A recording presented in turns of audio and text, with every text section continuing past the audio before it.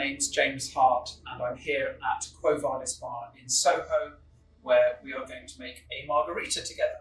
Now, the history of the margarita dates back to around about the 1930s. It originated from a cocktail called Daisy, and margarita actually does mean daisy in Spanish. So really, the Daisy was a cocktail that any spirit, rum, whiskey, vodka, brandy, or gin, with a orange liqueur element and some citrus, and the margarita was a version of that using tequila. Now, there are some rumours that it was invented for people who were allergic to all the other spirits, and that tequila was the only spirit that they can drink. And we can definitely testify from our times in Mexico that tequila does have a property that we don't find in any other spirits. Anyway, we hope you'll enjoy it. We hope you've got all the ingredients with you ready to make it. And what we've got here is Herradura Plata, which is a fantastic tequila. It is aged for 40 days in barrels, so it's a little bit creamier and smoother than a traditional Blanco tequila. This is our orange liqueur, Cointreau, and we've got a little bit of agave syrup for extra sweetness, and here's some lime juice that we squeezed earlier. So the first thing to do is to get your glass, and we get a slice of lime round the rim, like so, and then into your crushed salt here, and make sure that there's plenty of salt. So you want to get a nice bit of saltiness with every sip, and then put the glass like so. Add your cubed ice. Glass, it's important you do this at the beginning because you want the glass to be nice and cold by the time you pour the liquid into it. Right, next you want to get your ingredients, which is essentially 2 parts tequila. Going in now.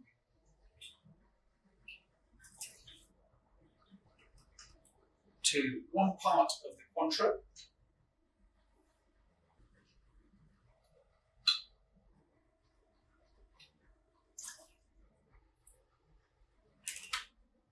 And 1 part of the lime juice.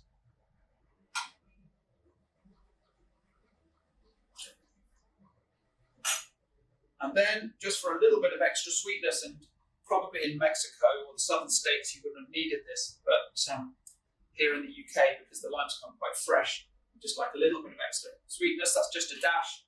It says 5 ml in the recipe, but sweeten it to your taste is what I would advise. Then we add cubed ice.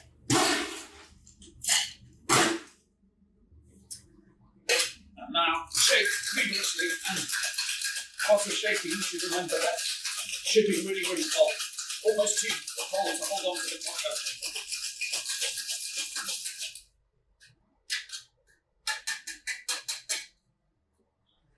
So you get a little bit of dilution in there.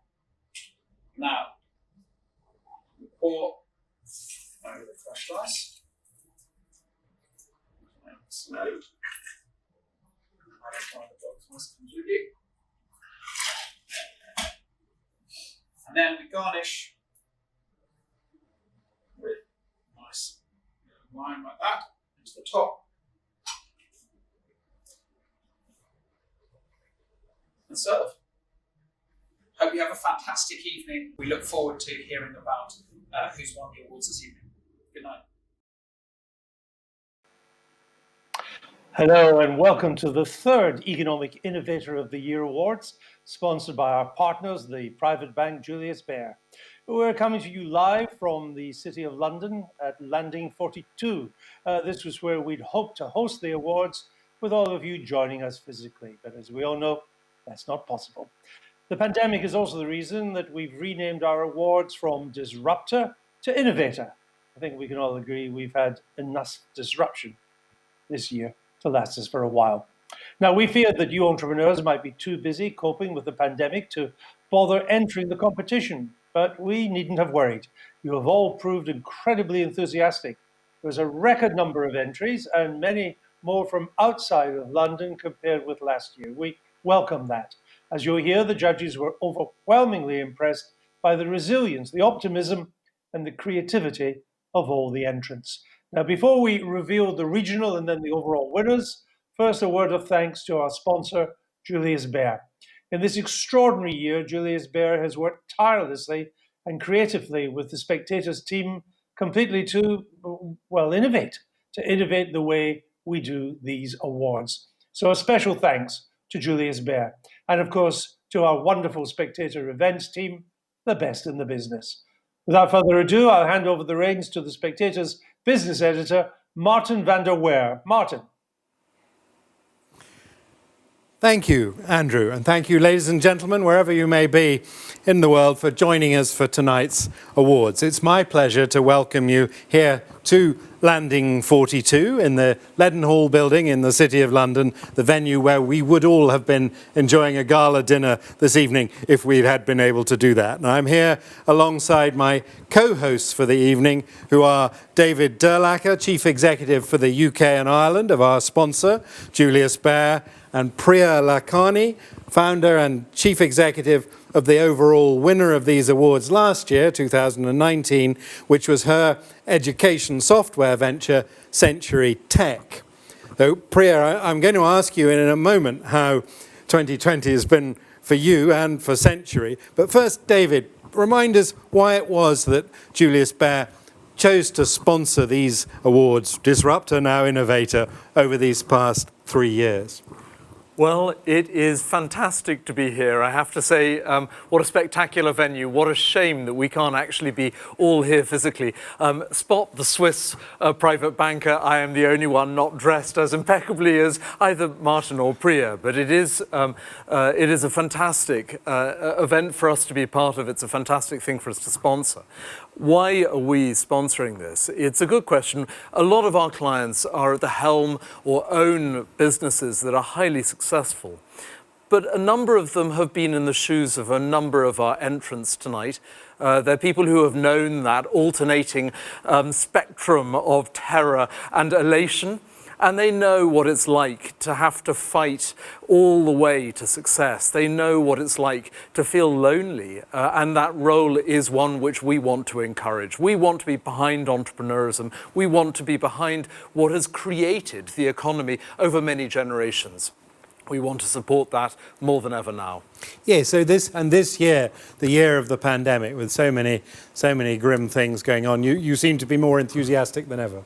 Is that a fair observation? Yes, they say evolutionary biologists that it's the survival of the fittest or survival of the fastest. Actually, it's those companies and organisms that are able to adapt the most that survive. And we have seen that pivoting of business plans writ large this year. Of all years, the pandemic has scrapped the best laid plans of mice and men and boards. And this is exactly what we see in the entrance tonight. We have got some extraordinary businesses and extraordinary ventures that have adapted and survived, if not survived, flourished. And that's been really exciting this year. And I know you asked us to add on an extra award category this year for the venture that has made the greatest social impact. Just tell me about that.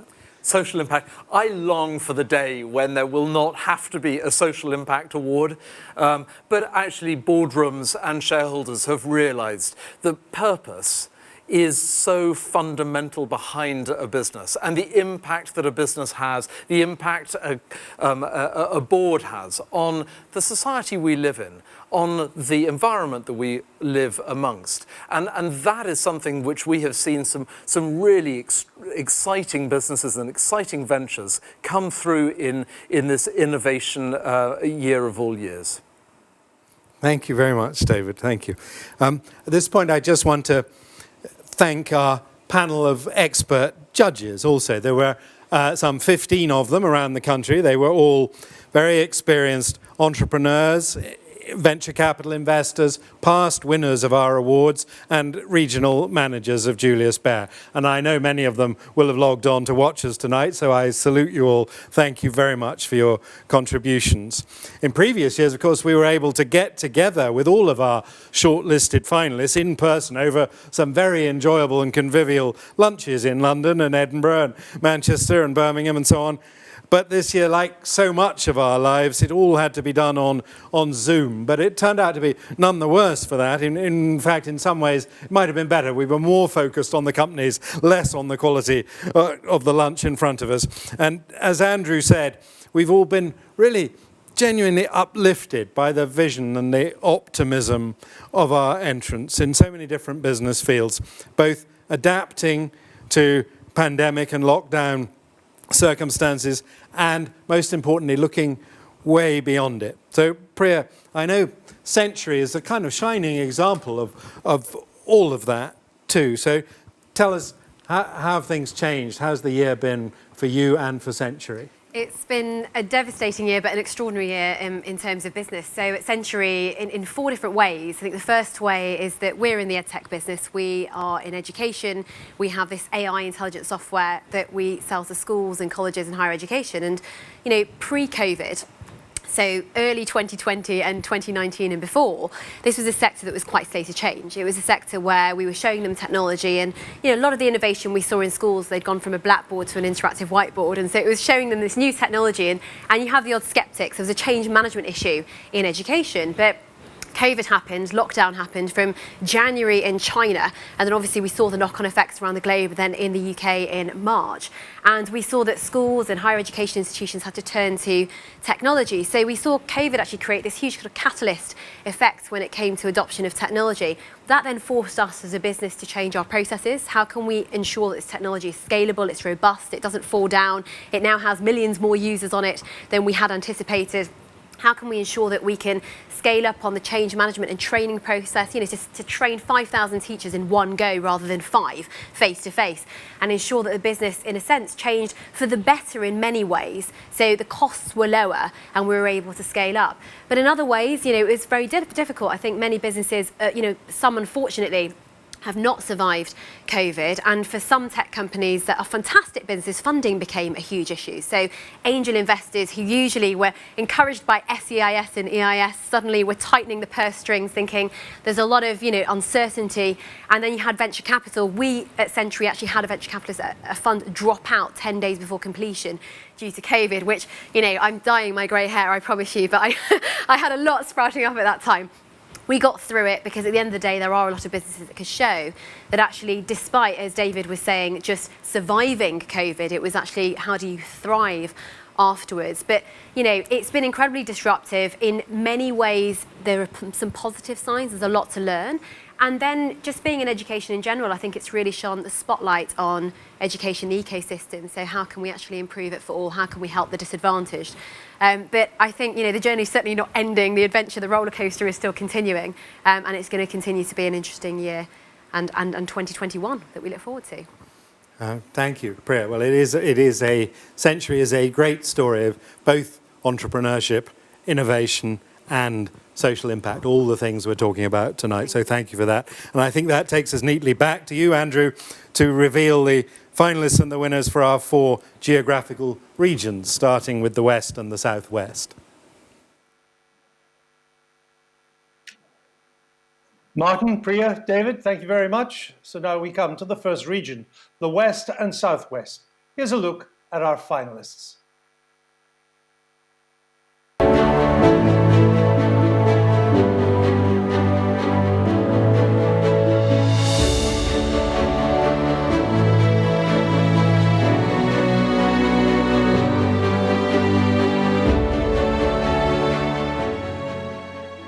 We never envisioned 4 years ago a global pandemic to accelerate the needs and adoptions by nonprofits of digital solutions to help them with their fundraising. In the first 12 weeks of COVID-19, it was estimated that UK nonprofits experienced a shortfall in income of 4.3 billion. Goodbox is here to change all that. With our hardware and software, we can help nonprofits access the latest in digital innovation at an affordable cost.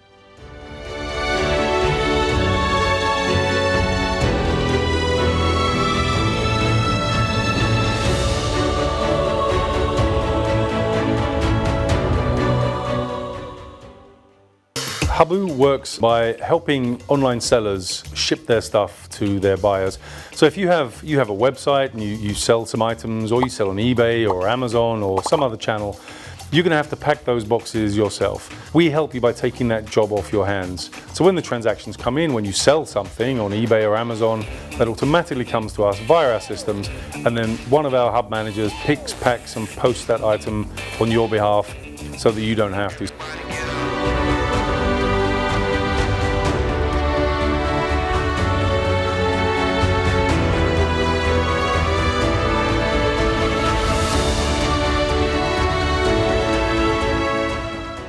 Ultraleap is the world's only commercially available mid-air haptics and hand tracking company. 2020 has been a difficult year for most businesses. Instead of the business adopting a defensive attitude towards the COVID situation, we pivoted the business and provided solutions such as touchless screens for fast food chains, touchless elevator buttons, and many other touchless solutions, which helped to reduce the virus situation and actually promote our business at the same time.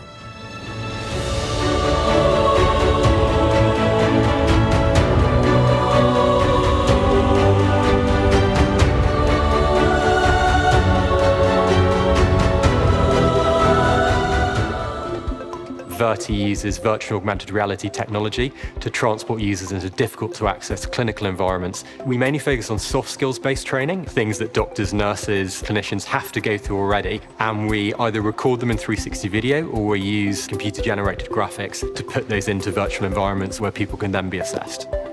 We analyze some of the 360 video content and we look specifically at how the user and the learner is actually interacting with their decision-making process.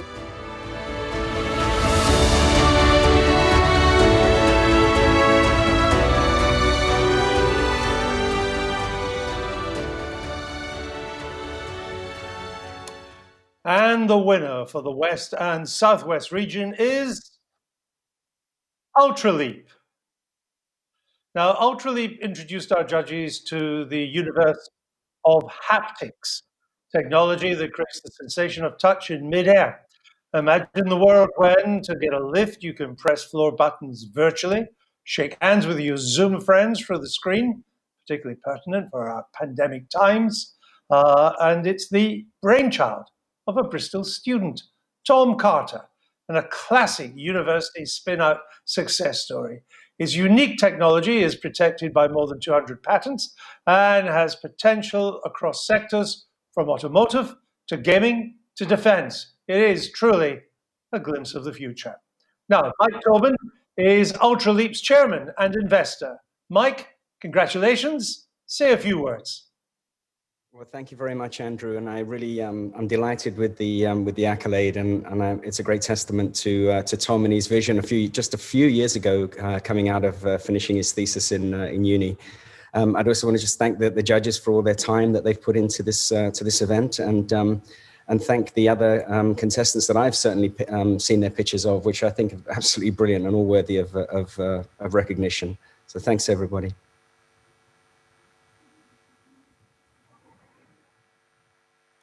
And thanks to you, Mike, and to all the finalists in that region. Now we come to the Midlands and North East. It's a big region. Let's have a look at the finalists.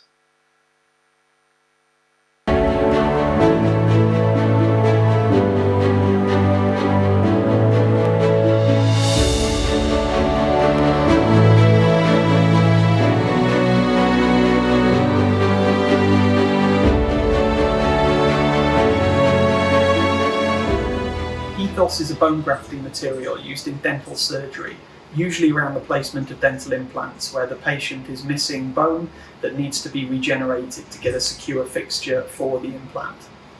The material was developed by a dentist, Dr. Peter Fairburn, who's been using grafting materials for over 20 years in his practice, so had a very good grasp of what the material needed to do to make things easier for the dentist to give the best patient outcomes.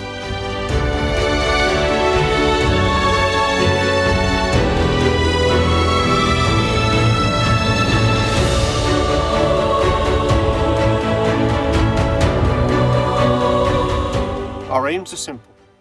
We want to help teachers by making their working lives easier. We want to help students by supporting their development as effective learners. We believe that by learning on their own terms in a way that is native to them, students can increase their educational attainment and improve their life chances.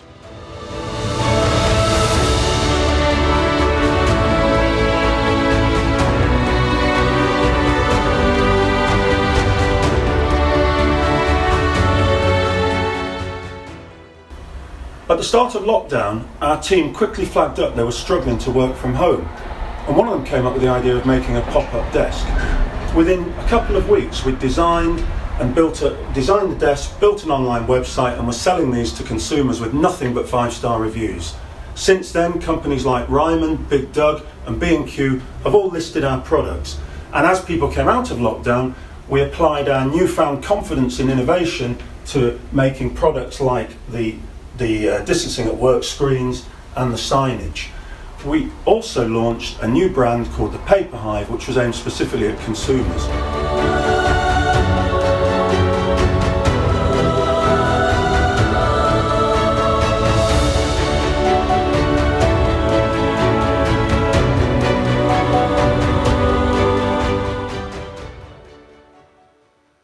What we are able to offer is something that nobody else is able to offer in the marketplace at the moment, because we can provide an integrated solution from end to end.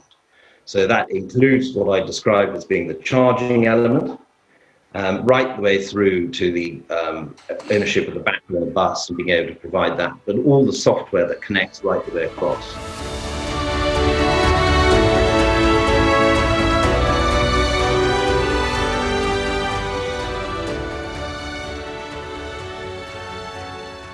And the winner for the Midlands and North East for this region is Palite. Now, Palite caught our eye as a business that made the most of the pandemic's disruption. Having previously marketed pallets and warehouse products made from sustainable honeycomb paper, it quickly pivoted to making pop-up desks for working from home. A lot of us have been doing that recently. Screens for dividing workspaces. We're all having to do that. And a growing range of branded eco-furniture. As orders soared, even the Prime Minister's office ordered a pop-up desk, though we don't know if he has yet sat at it. Anyway, it's an uplifting story of resilience and lateral thinking, and a very worthy regional winner. Ian Humes is the Chief Executive. He joins us now. Congratulations, Ian. Say a few words to us. Well, thank you, Andrew. It's a huge honour to accept this award on behalf of the Palite team. Long before Greta Thunberg and sustainability were talked about, we were disrupting the market with environmentally friendly products to move, protect and store goods. And at long last, we're seeing businesses make the right choices for our planet. And with ESG legislation set to bite hard in 2022, CEOs are having to clean up their act. Palite helps them to reduce the carbon footprint of their supply chain, to minimise the use of single-use plastic, and ultimately to become more circular. So we're very grateful for this award, and thank you again. I think Ian, thank you for that, and indeed thank you for all of our finalists in that region. Now, Scotland and Northern Ireland. Here are the finalists.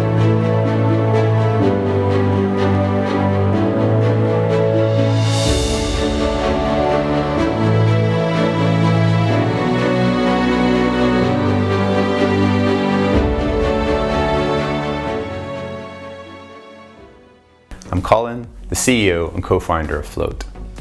We built Float to help business owners like me get a clear picture of their future cash flow so they can make confident decisions and build financially healthy companies.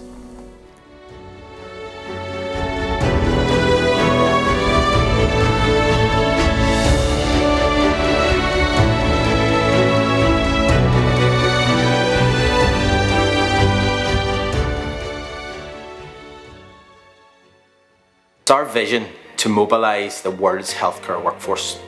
What does that mean? That means we believe in a future where our technology will ensure we get the right healthcare professional to the right place at the right time.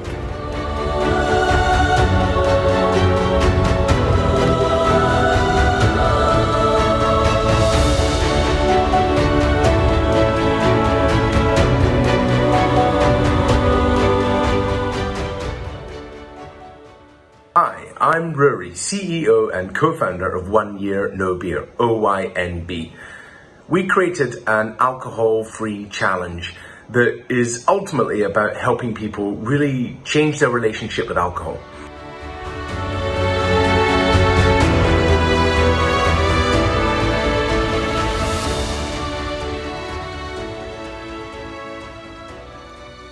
And the winner for Scotland and Northern Ireland, 1 Year No Beer.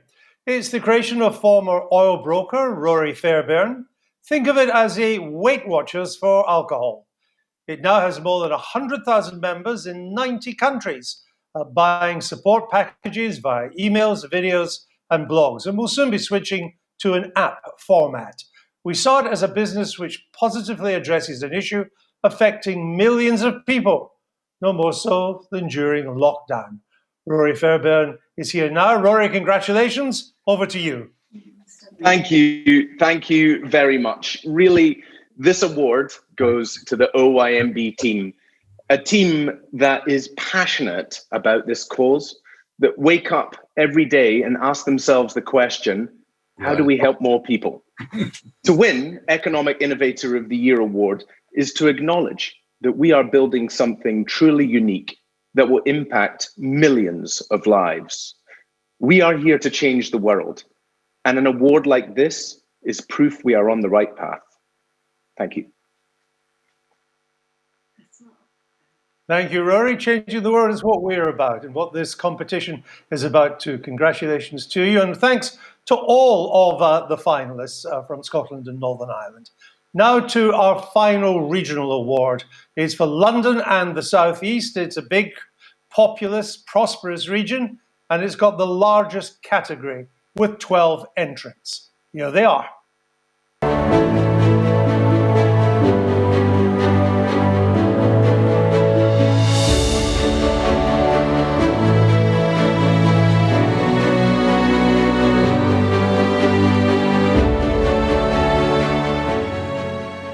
Banquet is the easiest, safest and simplest way for you to give food to a food bank. When you donate, we take your gift, combine it with others' donations, buy in bulk, so we get people more of the things they need when they need them. We of course wish that food banks didn't exist, but whilst they do, we want to support their amazing work and help them help more people.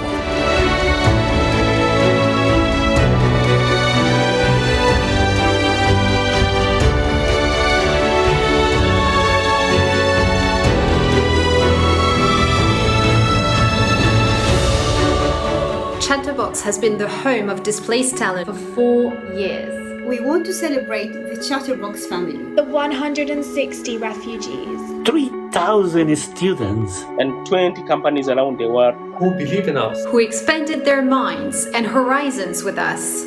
We couldn't do this without you. You are changing the world. One language lesson at a time.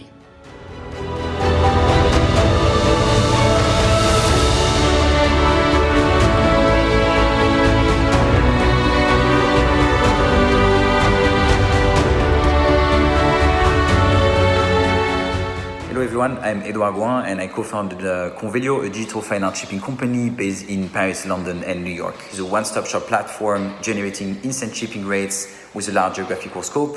What that means is that by using our website or integrating our plugin, out-market players can instantly quote shipments originating anywhere in Europe and the US and going to one of the 70 destinations we serve.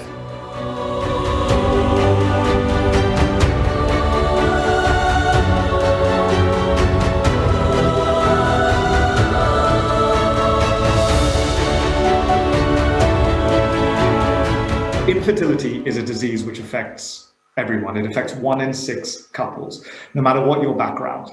And treatment options end up with huge amounts of physical, emotional, and financial burdens. And what our mission is to do is to ensure that women have access to treatments which are more friendly to their bodies and which are affordable as well.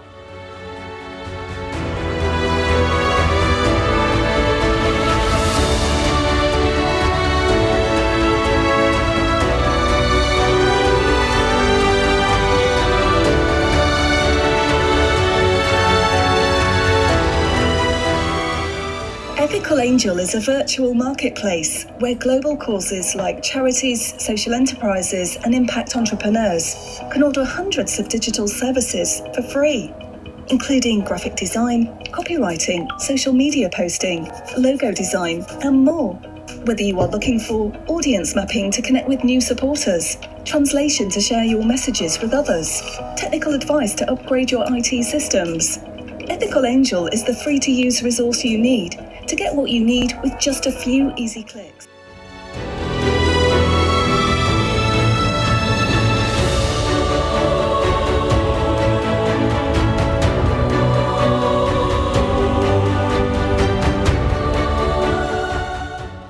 Death. Sometimes it can be unexpected. So it's probably about time you wrote your will. Thoughts of mountains of paperwork, big expensive fees, and confusing legal jargon can feel a bit overwhelming. But there's actually a far simpler way. At fairwill.com, you can write your will in as little as 15 minutes, giving you the confidence to take care of what really matters. Visit fairwill.com to start your will today.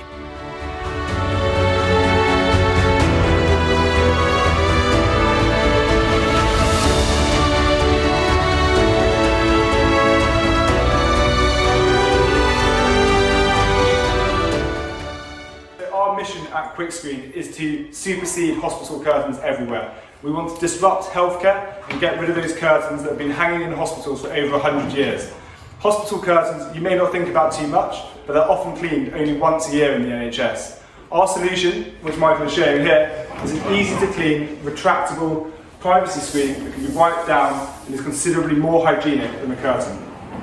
We are transforming the way hospitals run and how their spaces operate. And during COVID, we have not only supplied Nightingale hospitals, but we have supplied numerous NHS hospitals and hospitals around the world as they look to make a more hygienic space.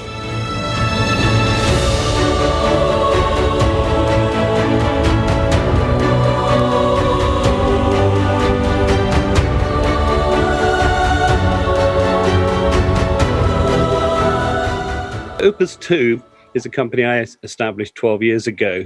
We specialize in developing software and providing services for major litigation, arbitration hearings, and public inquiries across the globe. The software effectively provides a seamless interface for lawyers, judges, arbitrators to access live transcript, interacting with the documents in the case, which are then hyperlinked in real time.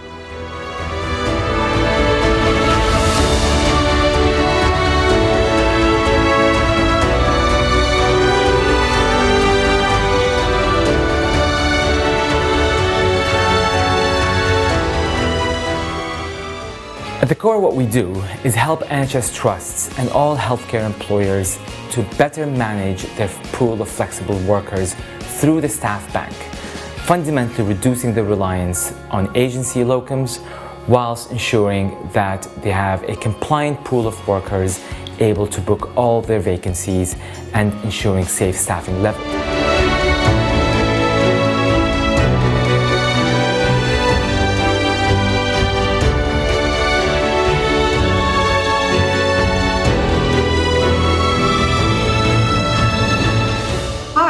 I'm Romy Sabova, the CEO of PensionBee, the UK's leading online pension provider. We help our customers to combine their pensions into one new online plan that they can manage from the palm of their hand, on their smartphone or on their computer. Our customers top up their pensions, they plan for their retirement, and ultimately they make withdrawals from the age of 55.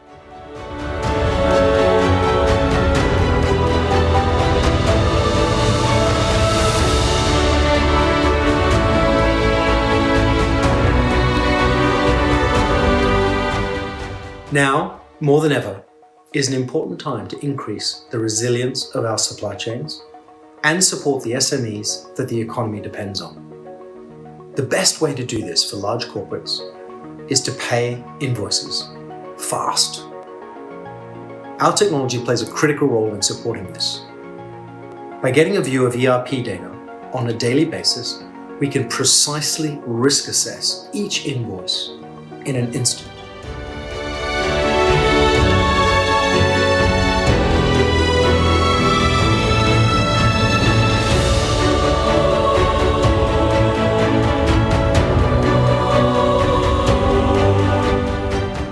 Souk is an adaptive retail space, available to book by the hour and personalised to you.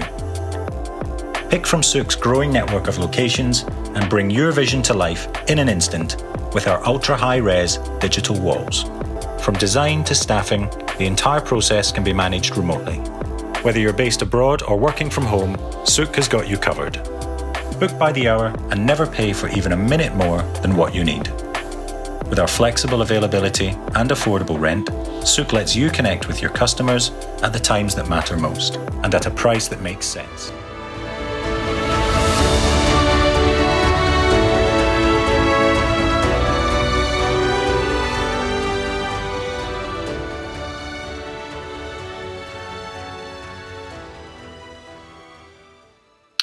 Our 12 finalists for London and the South East.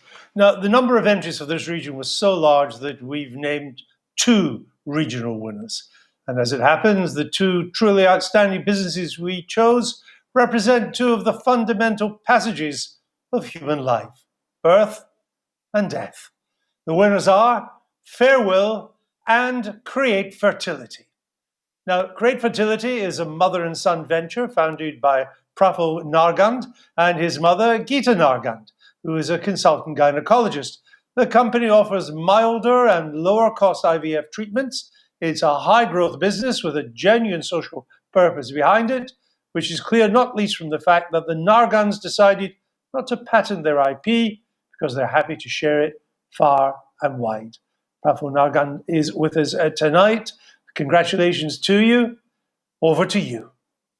Oh, well, thank you. I'm gobsmacked, as you might be able to tell, and absolutely delighted for our team and my mother especially. It's a great validation of our work, so thank you. And I think being part of this process, it's been inspirational, listening to all these stories of these fantastic businesses that are showing that innovation, social mission, and doing well go together, that they're not opposites, that they're complementary. So cheers to everyone. Thank you very much. Really delighted. Well done, Praful. Congratulations. Now, at the other extreme of life, our other winner is Fairwill, which has rapidly emerged as the UK's largest provider of simpler, faster, and fairer death services, including wills, cremation, and probate. It's a genuine innovator in an industry that has changed remarkably little over the past 150 years. Dan Garrett is the chief executive. Congratulations. I just want to say a huge thank you to my co-founder, Tom. I know we just heard it before, but also my mum and my dad. It's been really stretching for our team and as well as for a huge amount of customers who are going through an already difficult kind of funeral or grieving process. But, we've really stepped up as a business, and it's an absolute pleasure to be included, in the list of other companies here. And we're very flattered and grateful to the judges as well for choosing us. So thanks very much. Well done, Dan. Thanks for that. I'd now like to introduce a special guest to the show, Catherine Parsons, co-founder and chief executive of Decoded, a leading entrepreneur in the United Kingdom tech scene, and Martin spoke to her earlier. In your own working life, I guess you'll be looking well beyond the pandemic, beyond 2021. I mean, what are you looking at in the sort of medium-term future? So in terms of the development of Decoded, we've been teaching people code and data and cybersecurity literacy across businesses all across the world. So in 85 different cities, taking the digital dark arts and getting people conversant and confident in them. Tell me a bit about, so women in tech, women in the digital world. You're one of the sort of early pioneers for women in your world. Is it easier than it was 10 years ago? Is there still a funding problem, a cultural problem, that it's still a bit of a blokey world? Well, originally, back 10 years ago, I was drawn to the world of technology by its incredible ability to solve problems in the world. And I would turn up to conferences and there would be no queue for the women's loos. It was a very, I was the only woman at some of those conferences. But it has changed so much in the last 10 years, and it is incredible. I am coming across just the most inspiring female coders, data scientists, and founders on a weekly basis, and that was unthinkable 10 years ago. But actually, if you look at the numbers of women opting into technology subjects at university, it has a really long way to go. The numbers haven't shifted dramatically. And if you look at the amount of venture capital funding into high growth, female-founded tech startups, the Alison Rose reviews revealed, I think last year, that only 1% of venture capital is invested in female-founded businesses in the UK. And in the US, that figure is under 3%. And that report showed that if you just simply bridged that funding gap between men and women, there's a £250 billion opportunity in that for the UK. That sounds like a big opportunity to me, and one that I think the UK should be investing in. Briefly, Catherine, right now across this field of innovation in the UK, startups that you can see in sort of in Tech City in London and so on, what are the areas of opportunity? Is it in AI? Is it in climate change related? Boris Johnson's, green industrial revolution? Where, if you were looking to start something brand new now, or mentoring entrepreneurs starting now, where would you point them? Clean tech, for example, wellness, and you touched upon it, AI. I mean, AI kind of sits under everything. It's kind of fusing AI with every single industry and sector and what it's capable of. And of course, not to leave out health tech.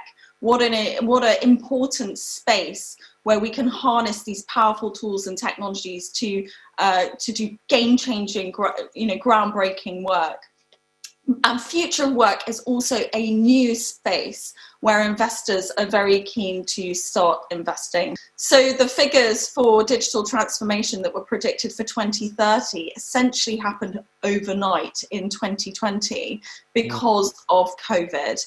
Overnight, businesses are having to do e-commerce, online transactions, identity verification. They're having to become digital businesses.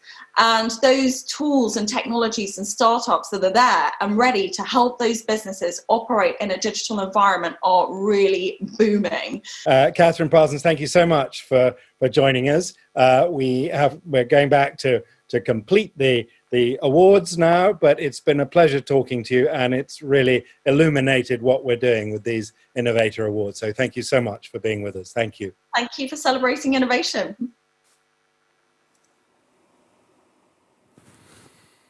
So, welcome back to the studio, ladies and gentlemen. Special thanks to Catherine Parsons there for taking the time to talk to me earlier. We've had 5 terrific winners so far. Now we're going to move on to our new award for social impact.